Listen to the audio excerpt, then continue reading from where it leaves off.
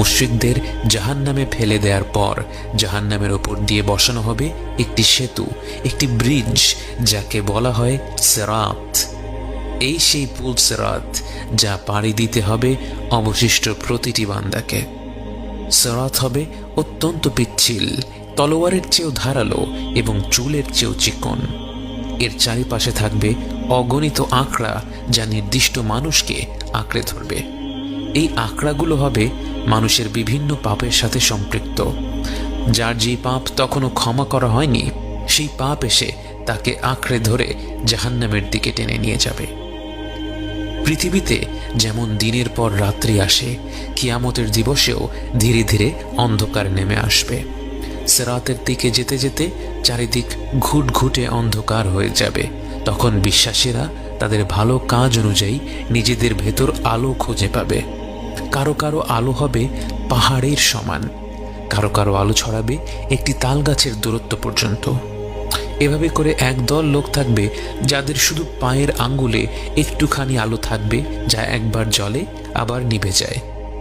যে যার আলো অনুযায়ী সিরাত পর্যন্ত পৌঁছবে এবং সেই আলোর সাহায্যে সিরাত পার হবে। এখানে একটি বিষয় লক্ষ্য করা ভালো, যে ব্যক্তি পাহাড় সমান আলো ছড়াবে তার আলো কি তার সঙ্গীদের পথ দেখিয়ে দেওয়ার জন্য যথেষ্ট নয়?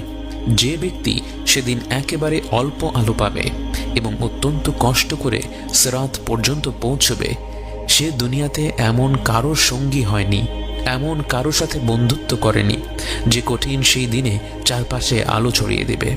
তাই আমাদের দিনে ভালো মানুষের সাথে বন্ধুত্ব স্থাপন করার ব্যাপারে বিশেষ জোর দেওয়া হয়েছে। প্রতিটি মানুষ তার আলো অনুযায়ী সিরাতের দিকে আগাচ্ছে, কিন্তু একদল মানুষ দেখলো তাদের তো কোনো আলোই নেই, তাদের চারপাশে ঘন অন্ধকার। ওই দূরে তারা দেখতে পায় কিছু মানুষ তাদের নিজেদের আলো নিয়ে ছুটে চলছে সিরাতের পানে, কিন্তু এত অন্ধকার পাড়ি দিয়ে তাদের পক্ষে ওই মুমিনদের পিছু নেওয়া সম্ভব হয় না। এরাই হচ্ছে মুনাফিক, যারা এতক্ষণ পর্যন্ত বিশ্বাসীদের সাথেই ছিল, যারা ভেবেছিল তারা আল্লাহকে ধোঁকা দিতে পেরেছে।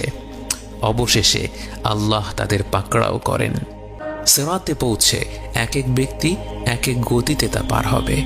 কেউ কেউ পার হয়ে যাবে চোখের পলকে, কেউ কেউ বজ্র গতিতে, কেউ কেউ ঝড়ো হাওয়ার গতিতে, কেউ কেউ দ্রুত ঘোড়া বা উটের গতিতে। কারো গায়ে সেই আঁকড়াগুলোর আঁচড় লাগবে, আবার কেউ কেউ পার হয়ে যাবে সম্পূর্ণ নিরাপদে। সিরাত পার হয়ে যাওয়া শেষ মানুষটি পার হবে টেনে হিচড়ে, অত্যন্ত কষ্ট করে। আল্লাহ যেন আমাদের সকল